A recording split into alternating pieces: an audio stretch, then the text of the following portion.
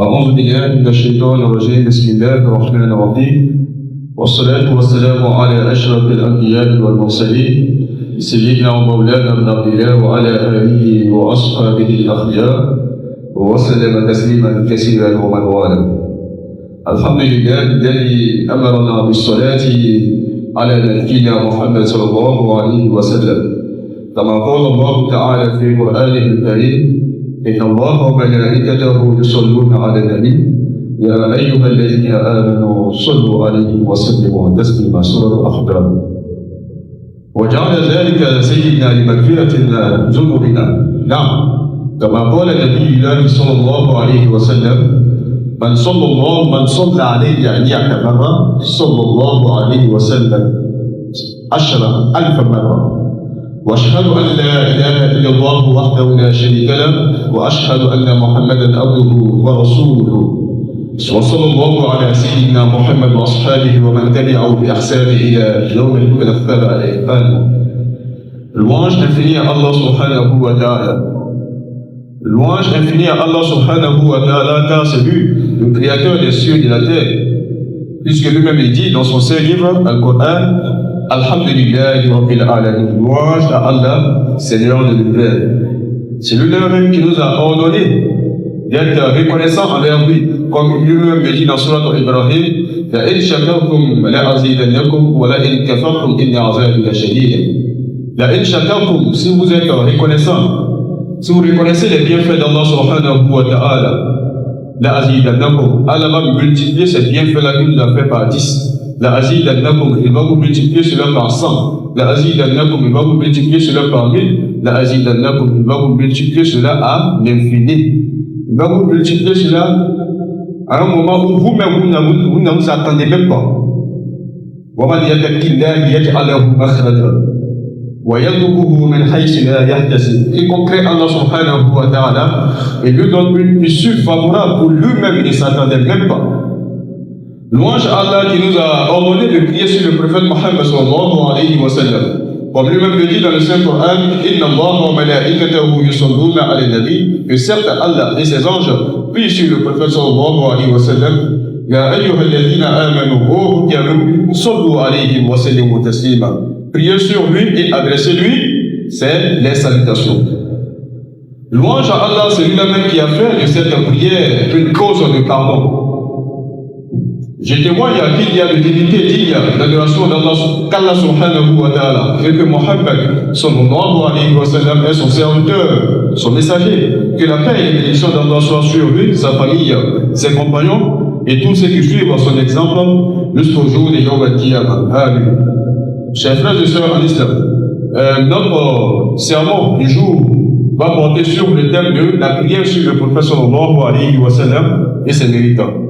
Donc, ce sermon a pour but d'enseigner l'importance de prier sur le prophète Mohammed sallallahu alayhi wa sallam, connaître les textes qui en parlent, les formules recommandées, les bienfaits qui en découlent et la place centrale de cette prière dans la vie du musulman.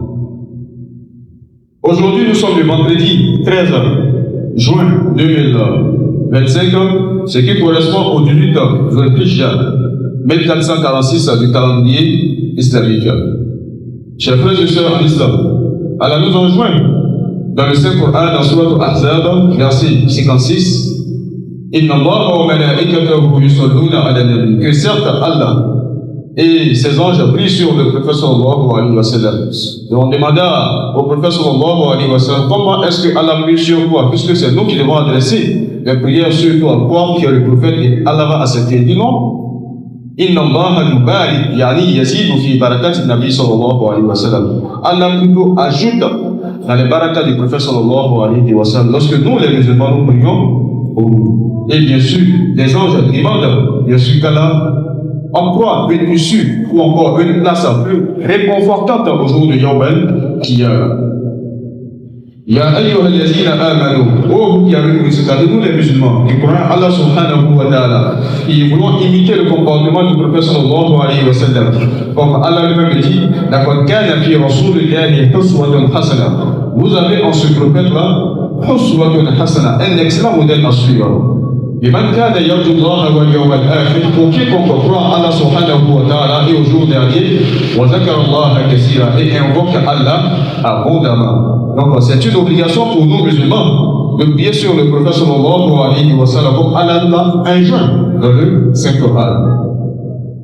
Il était une fois, il y avait un homme à l'époque de Abdelhamid II de l'Empire ottoman. Et cet homme était un commerçant qui avait une énorme dette à rembourser. Donc il est allé voir un autre frère commerçant dans l'objectif de l'aider à rembourser cette dette-là. Et ce dernier demanda à celui-ci, combien as-tu besoin de combien pour pouvoir régler cette dette? Il dit qu'il a besoin de 500 dinars. Bon, disons, chez nous ici, pour faciliter un peu la compréhension, on va dire 500 000 francs. Donc, il a besoin de 500 000 francs pour pouvoir régler cette dette. Il dit, bon, d'accord, il va te prêter cela, mais quand est-ce que tu comptes pour me rembourser? Il dit, je te rembourse à telle date. Donc, ils ont fixé la date. Donc, ce dernier a pris les 500 000, il est allé rembourser les dettes qu'il devait auparavant. La date d'échéance, la dette est arrivée, et il est allé voir le commerçant qui a pris la dette chez l'autre commerçant qui dit, vraiment, les affaires n'ont pas marché, il n'arrive pas à rembourser cette dette. Il dit, vraiment, je ne peux rien y faire. Si je ne peux pas rembourser cette dette, on va devoir aller chez le juge. Parce qu'à l'époque, il n'y avait pas de police, de commissariat, il y avait ce qu'on appelle le corps de juge. Donc, on va devoir aller chez le juge, on va devoir trancher sur cette affaire. Il n'y a pas de souci. Donc, le commerçant, en voyant celui qui est endetté chez le juge, et expliqua la situation. Et le juge dit, est-ce que tu es en mesure, c'est-à-dire pose la question à celui qui est endetté, est-ce que tu es en mesure de rembourser la dette? Il dit non, actuellement je n'ai pas d'argent pour rembourser la dette. Il dit bon, si tu n'as pas d'argent, on va devoir t'enfermer jusqu'à ce que ta famille vienne d'en rembourser la dette. Et ce dernier, c'est-à-dire celui qui est endetté, demanda au juge une faveur. Il dit, accorde-moi 24 heures pour que je puisse aller à la maison et venir. Comment est-ce que tu veux que je t'accorde 24 heures alors qu'on ne te connaît même pas? Il dit, oui, mais qu'est-ce que tu laisses comme garantie? Il dit, je laisse comme garantie le prophète sallallahu alayhi wa sallam. Il dit, je laisse comme garantie le prophète sallallahu alayhi wa sallam et je promets que si je ne reviens pas avant ces 24 heures-là, je sors de la Ummah du prophète. C'est-à-dire, je ne suis plus musulman. Comme le juge était également un homme pieux, et il dit également, bon, on espère bien que dans les 24 heures qui vont suivre, on va te revoir.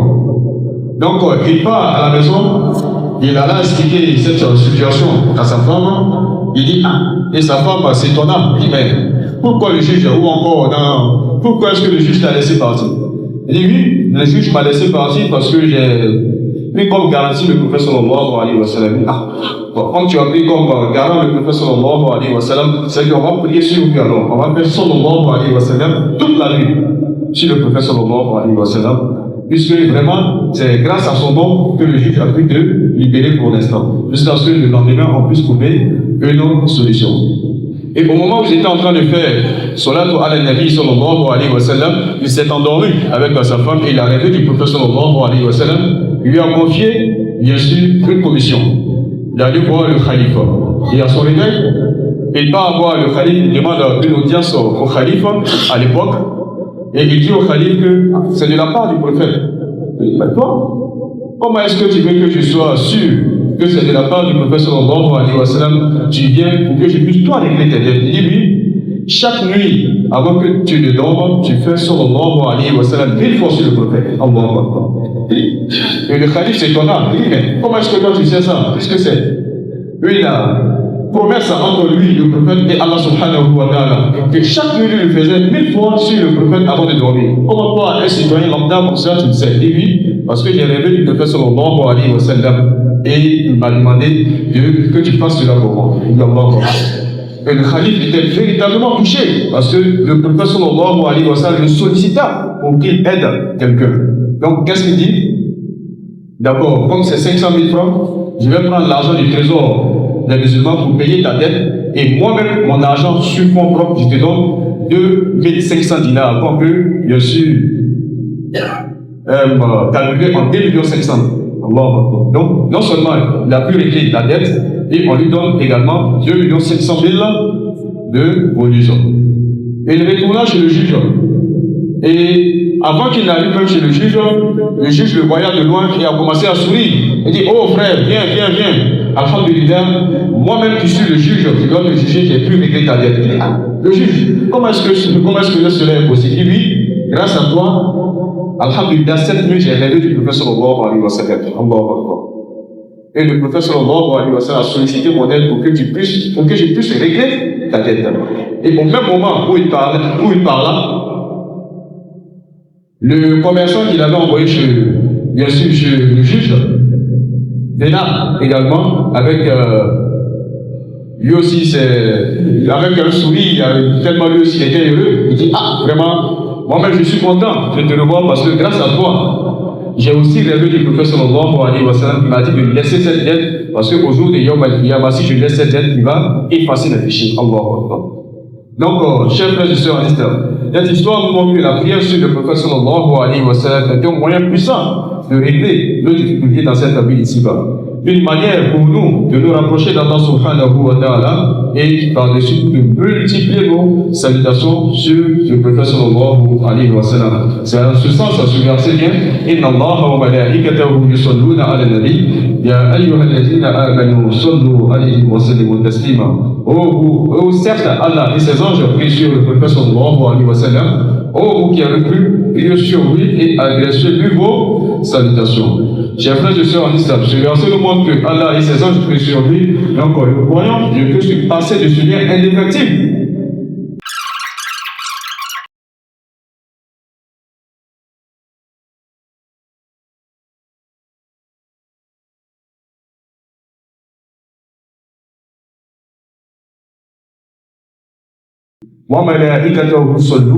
C'est-à-dire lui et ses anges prient sur lui. Donc, si le musulman prie sur le prophète sallallahu alayhi wa sallam, il est au même niveau que Allah et ses anges qui sont en train de prier sur le prophète sallallahu alayhi wa sallam. Le prophète sallallahu alayhi wa sallam a dit man salla alayhi salatan sallallahu alayhi biha ashra. Quiconque prie sur moi une fois, Allah prie sur lui 10 fois. Et quiconque prie sur lui 10 fois, Allah prie sur lui 100 fois. Et quiconque prie sur lui 100 fois, Allah prie sur lui 1000 fois. Et quiconque prie sur lui 1000 fois, Allah pardonne le péché de ce croyant et lui fait entrer au paradis au jour du Yom al-Qiyamah.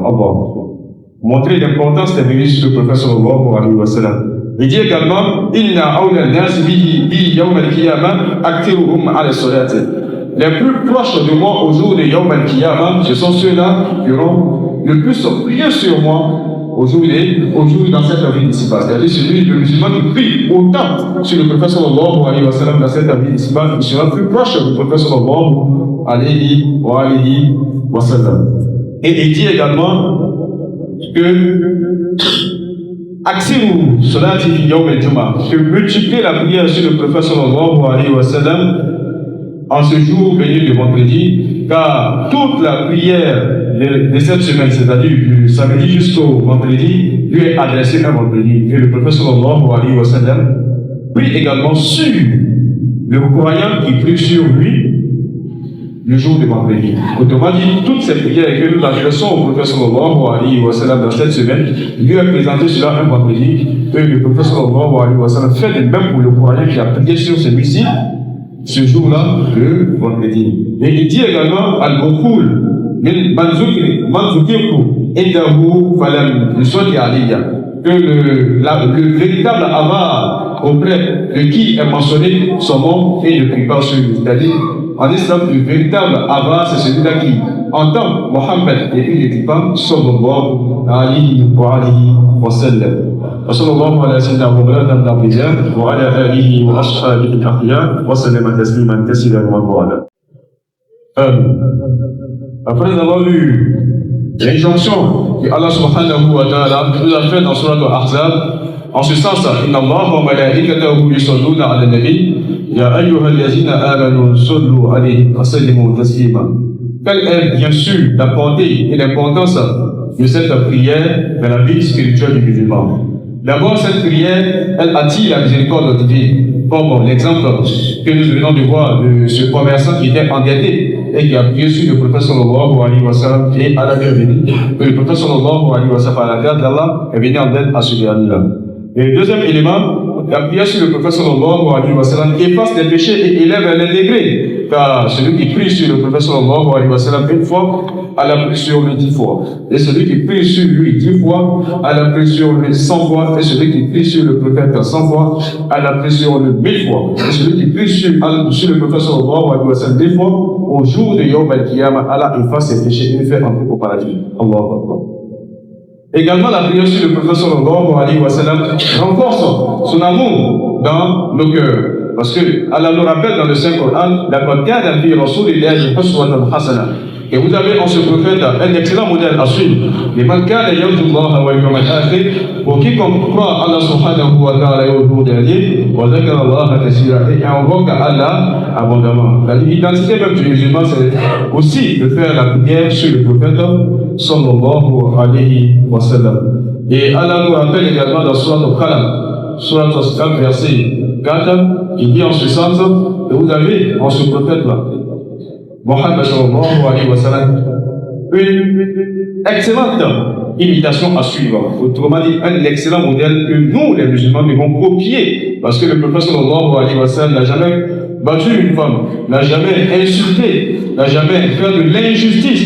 Même tous ces hadiths qui sont venus où le prophète a dit le prophète a tué. Le prophète n'a pas tué, mais plutôt s'est défendu. Parce que le mécréant venait vers lui pour l'attaquer. Donc, dans ce sens, si on veut regarder ce hadith, on va voir que le prophète sallallahu alayhi wa sallam n'a jamais pris son épée et tué intentionnellement quelqu'un, si ce n'est pour se défendre et défendre bien sûr les musulmans. La prière sur le prophète sallallahu alayhi wa sallam permet d'accéder à son intercession au jour de Yawm al-Qiyamah. Parce que le prophète sallallahu alayhi wa sallam a dit, ceux qui prient autant sur moi seront proches de moi au jour de Yawm al-Qiyamah. Il va intercéder pour eux. Autrement dit, il sera leur secours au jour de Yawm al-Qiyamah lorsqu'ils auront bien sûr des problèmes. La prière sur le prophète sallallahu alayhi wa sallam assure une présence bénie dans les assemblées. Parce que le prophète sallallahu alayhi wa sallam a dit toute invocation qu'une assemblée fait, s'il n'est pas accompagné de la prière sur le prophète sallallahu alayhi wa sallam, cette invocation est suspendue entre la terre et le ciel. Autrement dit, la prière sur le prophète sallallahu alayhi wa sallam